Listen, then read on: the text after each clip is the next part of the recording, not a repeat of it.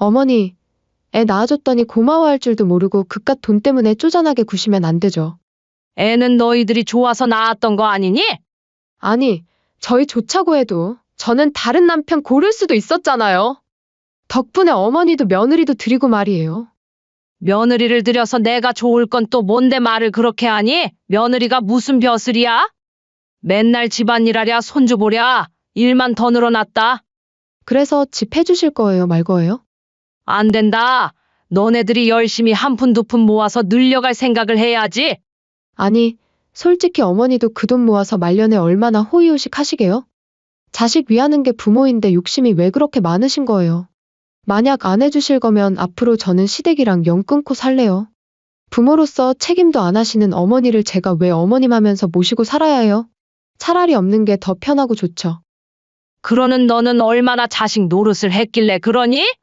자식으로서 며느리로서 나한테 밥 한 끼를 대접한 적 있니? 아니면 손주 봐주고 고생했다며 용돈 한 푼을 줘본 적이 있니?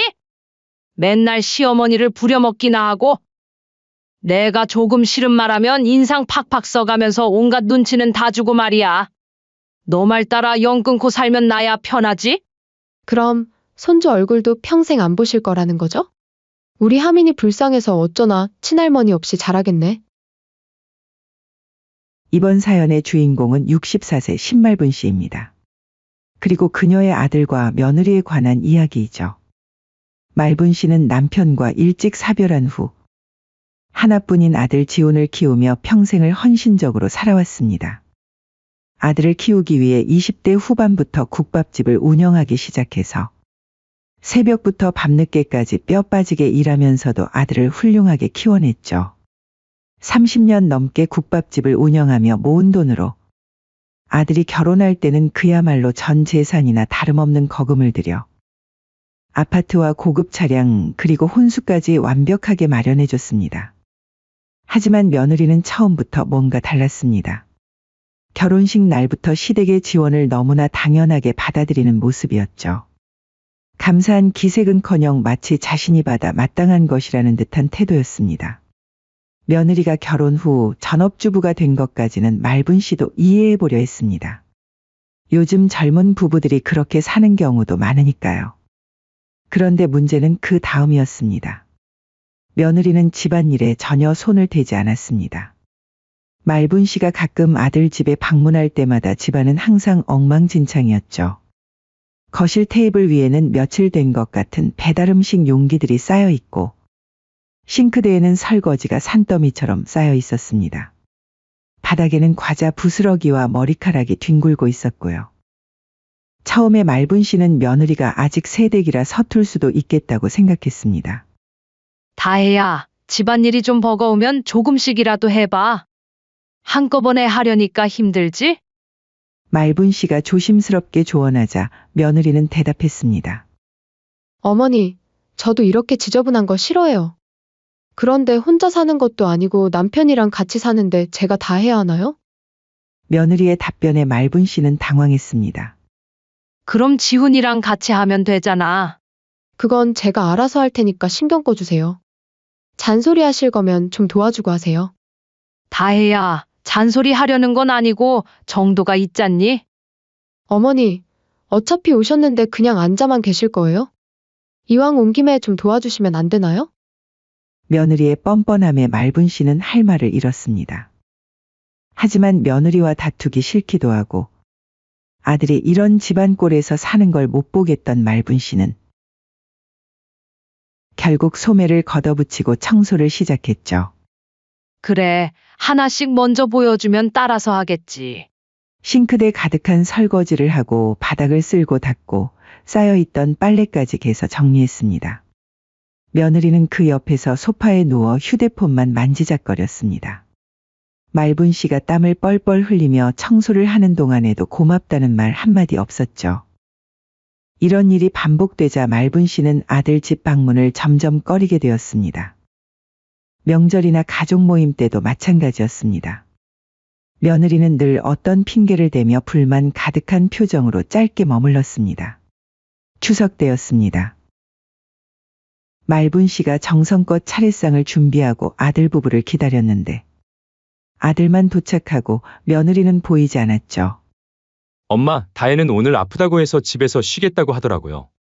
이런 며느리의 태도에 아들조차도 점점 어머니와 거리를 두기 시작했습니다. 엄마, 다혜가 좀 예민해요. 우리끼리 조용히 지내고 싶다고 하니까 너무 기대하진 마세요. 아들의 말에 말분 씨의 마음은 무너졌습니다. 아들이 결혼하고 나서 말분 씨는 갈수록 외로움을 느꼈습니다. 전에는 한 달에 한 번씩은 아들과 저녁을 먹거나 함께 시간을 보냈는데 이제는 한 달에 한 번 보기도 어려워졌습니다. 전화를 해도 며느리가 받는 경우가 많았고 그럴 때마다 짧게 지금 바빠요 라는 말만 듣고 끊어야 했죠. 혼자 국밥집에서 일하고 집에 돌아가면 텅 빈 집에서 혼자 밥을 먹는 날이 늘어갔습니다.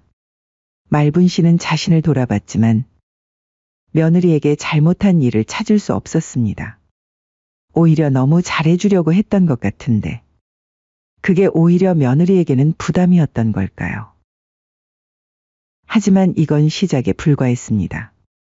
며느리의 진짜 모습은 이제부터 드러나기 시작할 테니까요. 그렇게 1년이 지났을 무렵 며느리에게서 반가운 소식이 전해졌습니다. 아들이 기뻐하며 전화를 걸어왔습니다.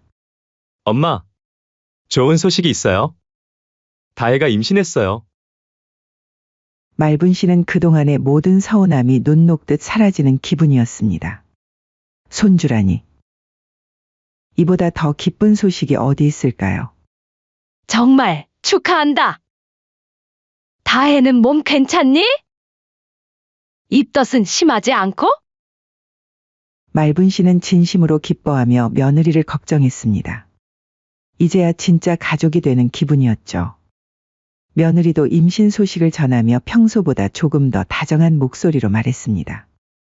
어머니, 감사해요. 몸은 괜찮은데 좀 피곤하긴 해요. 그럼 그렇지.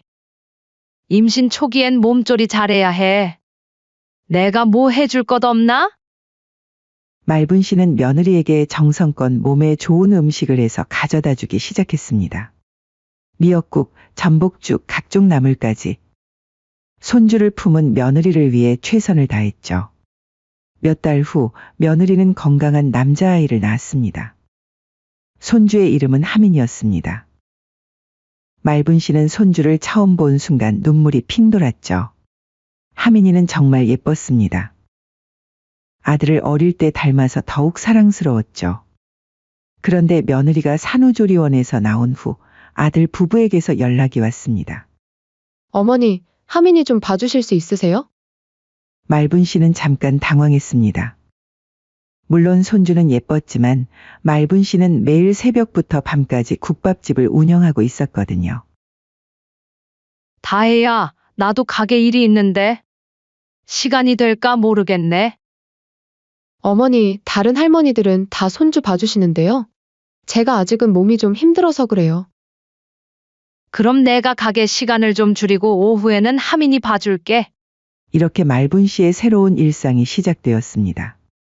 새벽 4시에 일어나 국밥 준비를 하고 오전 6시부터 오후 2시까지 가게 일을 한 다음 서둘러 아들 집으로 가서 하민이를 돌봤습니다. 처음에는 손주가 너무 예뻐서 피곤한 줄도 몰랐습니다. 하지만 시간이 지날수록 체력적으로 힘들어지기 시작했죠. 왜냐하면 점점 손주를 보는 시간이 늘어났기 때문입니다. 게다가 가게 영업시간을 줄이니까 수입도 절반으로 줄어들었습니다. 그런데 며느리의 요구는 점점 늘어만 갔습니다. 어머니, 아기 옷은 왜 다림질을 안 하세요? 그리고 아기 전용 세제를 쓰셔야죠. 그것도 모르시나요? 아기 피부에 안 좋아요. 그리고 어머니, 집안 청소도 좀 해주시고 이왕 오신 김에 장까지 봐주세요. 말분 씨는 점점 며느리의 가정부가 되어가는 기분이었습니다. 하민이만 돌보면 되는 줄 알았는데 집안일까지 다 떠맡게 된 거죠. 설거지, 빨래, 청소, 장보기까지. 며느리는 회사에서 돌아와도 아무것도 하지 않았습니다. 다혜야, 집안일 같은 건 너가 좀 미리미리 해놓지 그러니? 나도 가게 일하고 여기 와서 애 보느라 힘들어. 말분 씨가 조심스럽게 말하자 며느리가 대답했습니다. 어머니, 저 출산한 지 얼마 안 됐잖아요. 어머니는 이제 나이도 있으니까 가게 일 좀 줄이시고 손주나 봐주시면 되잖아요. 며느리의 말에 말분 씨는 가슴이 답답했습니다. 그런데 문제는 이제부터였습니다. 여느 때와 다름없이 손주를 보러 간 말분 씨가 잠깐 화장실에 간 사이에 하민이가 소파에서 살짝 굴러떨어졌습니다. 다행히 큰 상처는 없었지만 팔꿈치에 작은 긁힌 자국이 생겼죠. 하민이는 울음을 터뜨렸고 말분 씨는 깜짝 놀라 아이를 달랬습니다. 하민아, 괜찮니? 안 다쳤어? 그때 마침 방에서 나온 며느리가 하민이의 상처를 보고는 얼굴이 싸늘하게 변했습니다. 어머니, 이게 뭐예요? 애가 왜 다쳤어요? 내가 잠깐 화장실 간 사이에 넘어진 모양이구나. 어머니가 제대로 안 보니까 애가 다치잖아요. 미안하다. 잠깐 그 사이에 넘어질 줄은 몰랐네. 미안하다고 되는 문제가 아니에요. 애가 더 크게 다칠 뻔했잖아요. 며느리의 목소리가 점점 높아졌습니다. 이거 아동방임이에요. 가볍게 생각할 문제가 아니라고요. 말분 씨는 당황했습니다. 아동 방임이라니요. 며느리는 계속해서 말분 씨를 몰아붙였습니다. 아니, 그게 무슨 말이니? 아동방임이라니? 애는 언제든지 넘어질 수 있는데 안 보고 계셨잖아요. 그럼 너는 방 안에서 핸드폰이나 하고 있지 않았니? 대체 누가 아동방임인데? 그럼 화장실 간다고 저한테 말하셨으면 제가 나와서 보고 있었겠죠? 왜 이렇게 안일하게 행동하시는 거예요? 이러다가 얼굴에 상처 나거나 큰일 나면 어떡하실 건데요? 그 말을 듣는 순간 말분 씨의 마음이 무너졌습니다. 자신이 정성껏 돌봐온 손주 때문에 이런 말까지 들어야 하다니. 하지만 며느리의 공격은 여기서 끝이 아니었습니다. 며칠 후 며느리가 갑자기 말분 씨를 불러 앉혀놓고 말했습니다. 어머니, 그나저나 애 키우는데 저희 집은 너무 좁지 않아요? 그전에는 남편이랑 둘이서만 사니까 괜찮았는데 평수를 좀 더 넓게 가져가면 좋을 것 같은데. 뭐 더 넓으면 좋긴 좋겠다만 이만하면 좁은 건 아니지 않니? 지금이야 애가 어리니까 그런데 초등학교 들어가고 하면 집이 좁을 거예요. 그래, 그럼 초등학교 입학할 때까지 열심히 모아서 이사하면 되겠구나. 그래도 미리미리 이사하면 좋겠죠. 그래서 말인데요, 어머니. 저희 이사 좀 하게 돈 좀 주실 수 있어요? 한 5억 정도만 해주시면 신도시 쪽으로 평수 넓혀서 가고 싶은데. 뭐라고? 말분 씨는 제대로 못 들은 줄 알았습니다.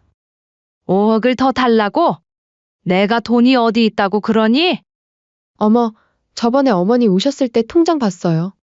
열심히 모으셨던데요, 뭘.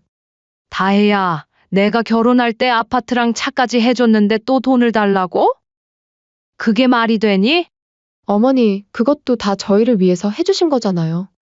그래, 너희를 위해서 해준 거야. 그리고 그 통장에 현금 5억이 있었니? 없었잖아. 어머니, 국밥집도 있고 적금도 있으시잖아요. 며느리는 마치 말분 씨의 재산 상황을 훤히 꿰뚫고 있다는 듯이 말했습니다. 다혜야, 그건 내 노후 대비야. 내 나이에 또 언제까지 일할 수 있겠어? 욕심도 그만 부려라. 말분 씨가 이렇게 말하자 며느리의 얼굴이 순간 일그러졌습니다. 그리고는 목소리를 높이며 말했습니다. 어머니, 그거 집 하나 해줬다고 쪼잔하게 생색내시는 거예요? 말분 씨는 며느리의 말에 충격을 받았습니다. 쪼잔하게 생색낸다고. 제가 다른 집에 시집 갔으면 지금쯤 훨씬 좋은 집에서 살고 있었을 거예요. 며느리의 말은 계속 이어졌습니다. 나 같은 며느리 만나서 손주까지 얻으셨으면서 그깟 몇 푼 가지고 그렇게 생색을 내시다니. 뭐라고? 말분 씨는 자신의 귀를 의심했습니다. 너무 불쌍하네요. 제 인생이. 며느리의 마지막 말에 말분 씨는 온몸이 떨렸습니다. 충격과 분노가 동시에 밀려왔습니다. 말분 씨가 아무 말도 못하고 있자 며느리는 기회를 놓치지 않고 더 심하게 몰아붙였습니다. 어머니, 애 낳아줬더니 고마워할 줄도 모르고 쪼잔하게 구시면 안 되죠. 저만 좋자고 이래요? 저희 가족이 같이 잘 살면 좋은 거잖아요. 애는 너희들이 좋아서 낳았던 거 아니니? 무슨 말도 안 되는 소리를 하니? 아니, 저희 좋자고 해도 저는 다른 남편 고를 수도 있었잖아요. 덕분에 어머니도 며느리도 드리고 말이에요. 며느리를 들여서 내가 좋을 건 또 뭔데 말을 그렇게 하니? 며느리가 무슨 벼슬이야? 맨날 집안일하랴 손주 보랴 일만 더 늘어났다. 그래서 해주실 거예요, 말 거예요? 안 된다. 너네들이 열심히 한 푼 두 푼 모아서 늘려갈 생각을 해야지. 나이가 몇인데 맨날 부모한테 손 벌리면 어떡하니?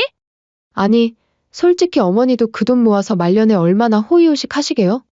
자식 위하는 게 부모인데 욕심이 왜 그렇게 많으신 거예요? 그 순간 며느리가 잠깐 말을 멈추더니 결정적인 한마디를 던졌습니다.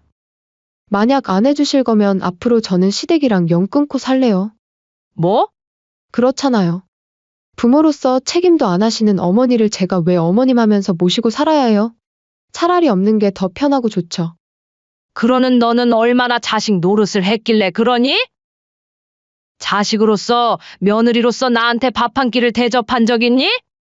아니면 손주 봐주고 고생했다며 용돈 한 푼을 줘본 적이 있니? 맨날 시어머니를 부려먹기나 하고, 내가 조금 싫은 말하면 인상 팍팍 써가면서 온갖 눈치는 다 주고 말이야. 너 말 따라 연 끊고 살면 나야 편하지? 그럼 손주 얼굴도 평생 안 보실 거라는 거죠? 며느리는 마치 자신이 큰 결단을 내린 것처럼 당당하게 말했습니다. 어머니가 그렇게 인색하게 구실 거면 저희는 저희끼리 살겠어요. 하민이도 어머니 안 보고 클 수 있어요. 우리 하민이 불쌍해서 어쩌나 친할머니 없이 자라겠네. 그 순간 말분 씨의 마음속에서 무언가가 툭 하고 끊어지는 소리가 났습니다. 며느리는 자신이 연을 끊겠다고 하면 말분 씨가 무릎 꿇고 빌면서 5억을 내놓을 줄 알고 있었던 거죠. 손주를 볼 수 없다는 협박에 굴복할 줄 알았던 겁니다. 말분 씨는 천천히 자리에서 일어났습니다. 그래, 이참에 정말 연을 끊자? 그렇게 남처럼 지낼 거면 나도 좀 돌려받아야 할 게 있구나. 아파트, 차, 혼수 비용? 전부 내가 해준 거잖니? 이제는 연 끊고 지낼 거니까 나도 돌려받아야겠구나. 말분 씨는 차분하지만 단단한 목소리로 계속 말했습니다. 그리고 남한테 매일 와서 손주 봐주고 집안일까지 해줄 이유도 없고. 며느리는 급히 말을 바꿨습니다. 어머니, 방금은 제가 화가 나서 잘못 말했어요. 당연히 우리는 가족이죠. 말분 씨는 흔들리지 않았습니다. 내일 변호사 만나볼 거야. 어떻게 하면 내 돈을 다시 돌려받을 수 있는지 알아보겠어. 며느리는 완전히 당황했습니다. 이런 반응은 전혀 예상하지 못했거든요. 어머니, 저 정말 미안해요. 제가 너무 흥분해서. 아니다. 나도 가만히 생각해보니 너가 말한 대로 하는 게 좋을 것 같구나. 말분 씨는 가방을 들고 현관으로 향했습니다. 어머니, 잠깐만요. 며느리가 뒤따라왔지만 말분 씨는 돌아보지 않았습니다. 다혜야, 내 소원대로 해줄게. 앞으로는 시어머니 잔소리도 들을 일 없고 좋지? 그렇게 말분 씨는 집을 나섰습니다. 다음 날 아침 말분 씨는 30년 지기 친구인 정 변호사를 찾아갔습니다. 말분아, 무슨 일이야? 얼굴이 왜 그래? 말분 씨는 어제 있었던 일을 차근차근 설명했습니다. 정 변호사는 이야기를 들으며 고개를 끄덕였습니다. 아, 그래서 재산 반환이 가능한지 알아보러 온 거구나. 그래, 내가 준 걸 다시 가져올 수 있을까? 말분아, 아파트랑 차는 증여세를 내고 이전한 거라서 법적으로는 좀 복잡할 수 있어. 하지만 정 변호사가 잠시 생각하더니 말했습니다. 증여 취소 사유가 될 만한 게 있어. 며느리의 배은망덕한 행위 그리고 증여자인 내가 경제적으로 어려워진 상황 등을 근거로 할 수 있겠어. 그리고 혼수 비용이나 생활비 지원 같은 건 증여가 아닌 임시 대여금으로 주장할 수 있고. 정 변호사는 계속 설명했습니다. 특히 며느리가 연을 끊겠다고 한 건 증여의 조건이 파기된 거로 볼 수 있어. 가족 관계 유지를 전제로 한 증여였는데 그 조건이 깨진 거지. 그럼 소송하면 이길 수 있다는 거야? 충분히 승산이 있어. 증거만 제대로 챙기면 돼. 말분 씨는 집으로 돌아가서 서랍 속에 보관해둔 모든 서류를 꺼냈습니다. 아파트 계약서, 차량 구매 영수증, 혼수 비용 영수증. 그리고 그동안 아들 부부에게 보내준 생활비 송금 내역까지. 꼼꼼한 성격의 말분 씨는 모든 걸 증거로 남겨뒀었습니다. 다행히 다 있네. 다음 날 말분 씨는 정 변호사와 함께 법원에 재산 반환 소송을 제기했습니다.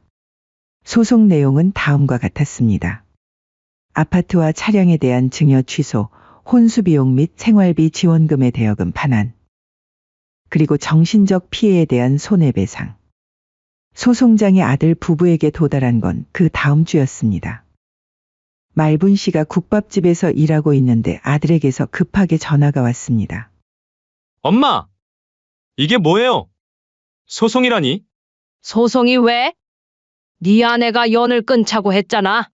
엄마, 다혜가 잘못 말한 거예요. 진심이 아니었어요. 아니야, 진심이었어. 나한테 쪼잔하다고 했고 몇 푼 가지고 생색낸다고 했잖아. 아들의 목소리가 다급해졌습니다. 엄마, 제발요. 소송 취하해 주세요. 우리가 잘못했어요. 잘못했다고 되는 게 아니야. 너희 며느리가 원한 대로 해주는 거야. 엄마, 연을 끊자고 한 건 며느리야. 나는 그 말에 따르는 것뿐이야. 말분 씨는 전화를 끊었습니다. 그날 저녁 아들과 며느리가 급히 달려왔습니다. 두 사람 모두 얼굴이 창백했습니다. 며느리는 말분 씨를 보자마자 무릎을 꿇었습니다. 어머니, 제발 용서해 주세요. 제가 정말 잘못했어요. 아들도 옆에서 무릎을 꿇었습니다. 엄마, 저희가 잘못했어요. 소송 취하해 주세요. 하지만 말분 씨는 소파에 앉은 채 차갑게 내려다봤습니다. 다혜야, 넌 나한테 연을 끊겠다고 했잖아. 어머니, 그건 제가 화가 나서 진심이 아니었어요. 아니야, 진심이었어. 그리고 나도 이제 진심이야. 말분 씨는 미리 준비해둔 서류 봉투를 꺼냈습니다. 소송으로 가면 너희가 더 손해야. 이자까지 다 계산하면 엄청날 거거든. 어머니, 그러니까 합의하자. 여기 합의서가 있어. 말분 씨가 내민 합의서를 보고 아들 부부는 경악했습니다. 합의서 내용은 다음과 같았습니다. 첫째, 아파트는 즉시 말분 씨 명의로 되돌리고 아들 부부는 한 달 내로 이사할 것. 둘째, 자동차는 즉시 반환할 것. 셋째, 혼수 비용과 지난 3년간 지원한 생활비 총액의 70%를 12개월 내에 분할 상환할 것. 마지막, 이후 어떤 경제적 지원도 요구할 수 없을 것. 아들이 떨리는 목소리로 말했습니다. 엄마, 이건 너무 가혹해요. 저희가 어떻게 이런 조건을... 며느리가 눈물을 흘리며 빌었습니다. 어머니, 저희가 정말 잘못했어요. 다시는 그런 말 안 할게요. 이미 늦었어. 넌 나한테 쪼잔하다고 했고 몇 푼 가지고 생색낸다고 했잖아. 말분 씨의 목소리는 흔들림이 없었습니다. 며느리는 아무 말도 할 수 없었습니다. 다혜야, 내가 원한 대로 해주는 거야. 이제 정말 남처럼 지내자. 아들이 다시 애원했습니다. 엄마, 제발요. 저희가 어디서 살라고요? 그건 너희가 알아서 해. 연을 끊자고 한 건 너희잖아. 말분 씨는 합의서를 밀어냈습니다. 합의할 거면 지금 서명해. 아니면 법정에서 보자. 아들과 며느리는 서로를 바라봤습니다. 법정으로 가면 더 큰 손해를 볼 게 뻔했습니다. 며느리가 떨리는 손으로 펜을 들었습니다. 어머니, 정말 용서할 수 없으세요? 용서는 했어. 그래서 합의해 주는 거야. 법대로 하면 이것보다 훨씬 많이 내야 해. 며느리는 결국 합의서에 서명했습니다. 아들도 어쩔 수 없이 서명했습니다. 말분 씨는 합의서를 확인하고 말했습니다. 이제 정말 남이야. 더 이상 연락하지 말거라. 그 순간 며느리가 깨달았습니다. 자신이 연을 끊겠다고 협박했던 것이 현실이 되어버린 겁니다. 정말로 시댁과의 연이 끊어져 버린 거죠. 하지만 이미 늦었습니다. 말분 씨의 마음은 이미 돌이킬 수 없을 만큼 단단해져 있었으니까요. 합의서 서명 후 한 달. 말분 씨는 아들 부부에게서 돌려받은 아파트를 매각하고 집에서 가까운 신도시의 조용한 아파트로 이사했습니다. 25평짜리 깔끔한 새 아파트였습니다. 혼자 살기에는 충분했죠. 무엇보다 국밥집까지 걸어서 10분 거리여서 출퇴근이 정말 편해졌습니다. 돌려받은 돈으로 국밥집도 새롭게 단장했습니다. 직원 2명을 더 고용해서 이제 말분 씨는 굳이 새벽부터 나와 모든 준비를 할 필요가 없어졌죠. 오전 8시에 출근해서 오후 6시에 퇴근하는 정상적인 스케줄이 가능해졌습니다. 무엇보다 수입이 다시 늘어났습니다. 손주를 돌보느라 줄였던 영업시간을 정상화하니까 매출이 예전보다 훨씬 좋아졌거든요. 사장님, 요즘 정말 좋아 보이세요. 뭔가 달라졌어요. 단골 손님이 말분 씨에게 말했습니다. 그래요? 뭐가 달라졌는데요? 표정이 훨씬 밝아지셨어요. 전에는 좀 피곤해 보이셨는데. 정말 그랬습니다. 주말에는 아무도 신경 쓰지 않고 하고 싶은 일을 할 수 있었죠. 어느 토요일 오후 말분 씨는 평생 해보고 싶었던 일을 시작했습니다. 안녕하세요. 스포츠 댄스 처음이세요? 문화센터 강사가 밝게 인사했습니다. 네, 처음이에요. 잘 부탁드려요. 말분 씨는 수줍게 웃으며 대답했습니다. 평생 일만 하며 살았던 그녀에게 이런 시간은 정말 처음이었습니다. 괜찮아요? 나이는 숫자일 뿐이에요. 여기 오시는 분들 대부분 비슷한 연령대세요. 정말 그랬습니다. 스포츠 댄스 교실에는 60대가 대부분이었습니다. 모두 자식들을 위해 평생을 바쳤지만 이제는 자신만의 삶을 찾아가는 여성들이었죠. 저는 새 아이 키우느라 젊음을 다 바쳤어요. 이제야 제 인생을 사는 중이죠. 저도 며느리 눈치 보느라 스트레스가 심했는데, 이제는 자유예요. 말분 씨는 그들의 이야기에 깊이 공감했습니다. 처음으로 자신과 비슷한 처지의 친구들이 생긴 것 같았습니다. 춤을 배우는 것도 생각보다 재미있었습니다. 서툴렀지만 음악에 맞춰 몸을 움직이는 게 이렇게 즐거울 줄 몰랐죠. 말분 씨, 센스가 좋으시네요. 금방 늘겠어요. 스포츠 댄스 수업 후에는 새 친구들과 카페에서 수다를 떨었습니다. 말분 씨는 어떻게 이렇게 자유로워지셨어요? 친구들이 궁금해했습니다. 말분 씨는 자신의 이야기를 들려줬습니다. 며느리가 연을 끊겠다. 고했던 이야기, 그리고 정말로 연을 끊게 된 이야기를. 어머, 정말요? 며느리가 그런 말을 했다고요? 가게까지 팔아서 5억을 더 달라고. 세상에. 이거 한번 사연에 보내보세요. 제가 자주 보던 인생의 흔적이라는 채널이 있는데. 친구들은 모두 말분 씨의 편이었습니다. 잘하셨어요. 그런 며느리한테 왜 계속 당하고 살아요? 맞아요. 우리도 이제 우리 인생 살아야죠. 말분 씨는 이런 대화가 정말 즐거웠습니다. 그동안 누구에게도 털어놓지 못했던 속마음을 나눌 수 있게 되었거든요. 한편 아들과 며느리는 어떻게 지내고 있을까요? 합의서대로 한 달 안에 이사를 해야 했던 그들은 전세로 작은 아파트에 들어갔습니다. 며느리는 이제 정말로 집안일을 해야 했습니다. 매일 와서 청소하고 설거지하고 하민이를 돌봐주던 시어머니가 없으니까 모든 걸 직접 해야 했거든요. 여보, 집안일 너무 힘들어요. 어머니가 얼마나 많은 일을 해주셨는지 이제 알겠어요. 며느리는 아들에게 털어놓았습니다. 그럼 그때 왜 그런 말을 했어? 엄마한테 연을 끊겠다고. 아들도 후회하고 있었습니다. 어머니가 얼마나 많은 도움을 줬는지 어머니를 잃고 나서야 깨달았거든요.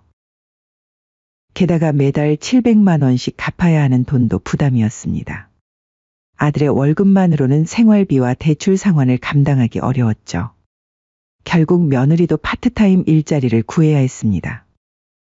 말분 씨는 더 이상 자식들의 사정을 들어주지 않았습니다. 몇 달이 지나면서 며느리는 점점 더 후회하게 되었습니다. 친구들과 만날 때마다 시어머니 이야기가 나왔는데 다들 말분 씨 같은 시어머니를 부러워했거든요. 다혜야, 너 시어머니 진짜 좋으신 분이었는데 왜 그랬어? 맞아. 손주 봐주고 집안일까지 해주시는 시어머니가 어디 있어? 부럽다야. 우리는 시어머니가 한 달에 한 번 와도 스트레스인데. 친구들의 말을 들을 때마다 며느리는 자신이 얼마나 큰 실수를 했는지 깨달았습니다. 하지만 이미 늦었습니다.